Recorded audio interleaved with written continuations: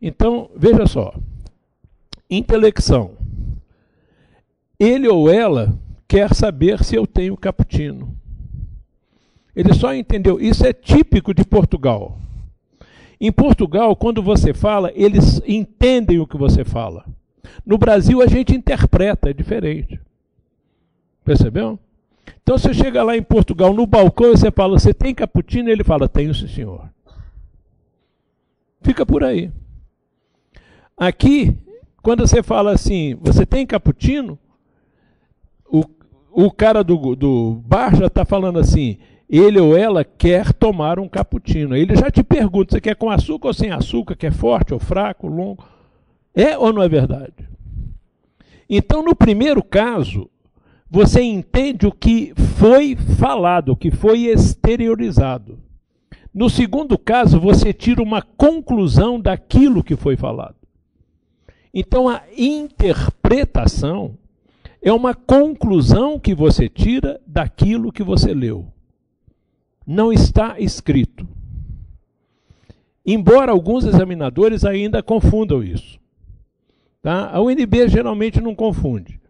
O CESP geralmente não confunde. Mas alguns ainda confundem. Então você tem que tomar cuidado. Mas veja só. Se num texto diz que na sala de espera de um dentista tem uma moça vestida de branco, né? E tem um rapaz todo de preto, o examinador pode colocar assim, pode-se deduzir do texto, pode-se interpretar do texto, pode-se fazer uma ilação do texto de que a moça está vestida de branco. Está certo isso? Não está certo. Porque você não pode deduzir isso, você não pode interpretar isso, está escrito lá que ela está vestida de branco. Pô. Agora, como é que é a questão de intelecção? O texto diz que a moça está de branco, está certo. Mas eu não posso deduzir isso. Percebeu? Agora, eu posso deduzir da roupa do rapaz, eu posso dizer o seguinte, da leitura do texto, pode-se deduzir que o rapaz tem um temperamento meio fechado. Se ele está todo de negro, posso deduzir isso. Perceberam ou não? Outra pessoa pode deduzir que ele é gordo e quer esconder a gordura. Você está percebendo? Mas não está escrito no texto. Entendido ou não? Então, intelecção é base do entendimento. E a interpretação é base da conclusão que você tira a partir da leitura. Então, na intelecção, o texto diz que, o segundo texto é correto ou errado, o narrador afirma que, percebeu? Isso é tipo de questão de intelecção.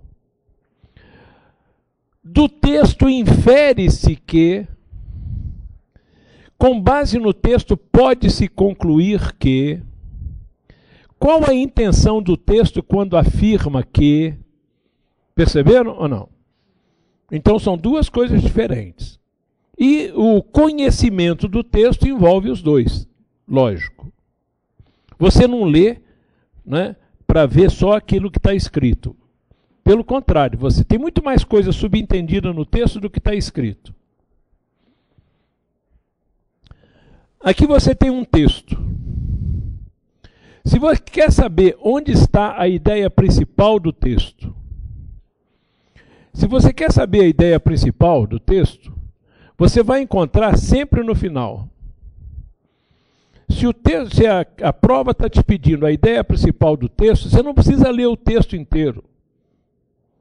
Você lê o início e o fim, acabou. Você já sabe, porque a ideia principal vai estar sempre no fim, pô. Muitas vezes ela vai estar no começo também. Entendido ou não? Então, às vezes, tem um texto enorme desse, e a questão, você pode ler só o final e resolver. Entendido? Tem, por exemplo, a Sesgran Rio coloca textos enormes. Mas você quase nunca precisa ler o texto, porque eles repetem as frasezinhas antes de ler o texto. Percebeu? Então coloca lá, é na linha tal, bababá, você precisa ler o texto para responder sobre a linha tal. Entendido? Então, veja lá, ideia principal está no final do texto sempre. No começo, muitas vezes está também. E se pede quais são os argumentos, né? Quais são qual é a argumentação que o autor usa, você vai achar é sempre no meio. Entendido ou não? Beleza. Não é no último parágrafo que você vai encontrar a argumentação. Ele pode também ter uma parte de argumentação antes da conclusão. Entendido ou não? Mas a argumentação você vai encontrar no corpo do texto. Aqui do lado de cá eu tenho só um parágrafo. Então, pelas técnicas de constituição de parágrafo, se perguntar onde é que está a ideia principal daquele parágrafo, 99% dos casos vai estar no começo do parágrafo. Percebeu? E em pouquíssimos casos, no final. Tá? Então, a ideia principal é no começo ou no final. Sempre. Mas no parágrafo tende a ser no começo. E no texto inteiro é no final. Entendido? E no meio a argumentação. Erros clássicos. Extrapolação. O texto diz: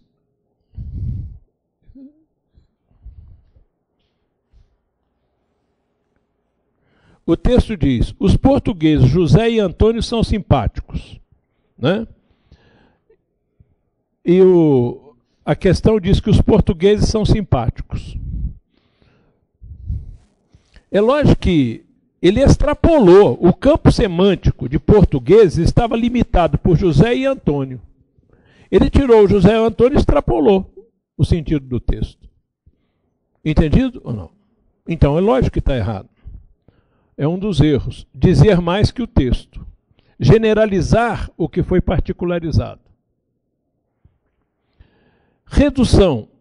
O texto diz: o estudo dá prazer. Deve, pois, ser cultivado. A questão diz: o estudo que dá prazer deve ser cultivado. O texto estava dizendo que todo estudo dava prazer. Na questão, né, dizendo só o estudo que dá prazer. Existem estudos que não dão prazer. Então, o que ele fez? Ele reduziu o sentido do texto. O campo semântico de estudo era desse tamanho e ficou desse. Entendido?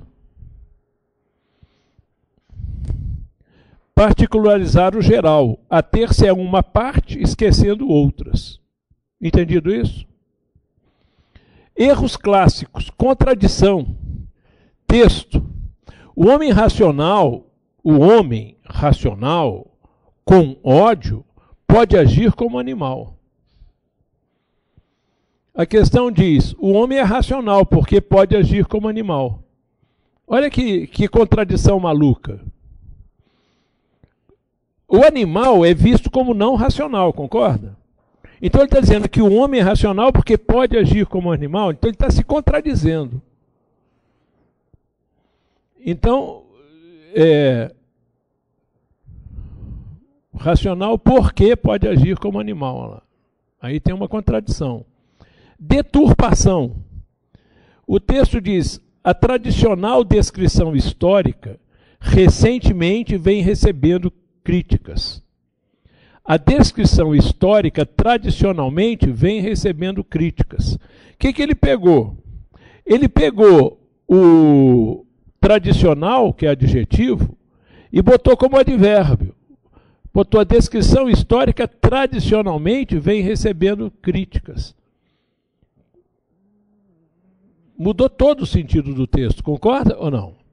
Ao invés de ser recentemente vem recebendo, está dizendo tradicionalmente vem recebendo. Então ele deturpou o sentido do texto. E muitas vezes eles usam as mesmas palavras mesmo. Entendido?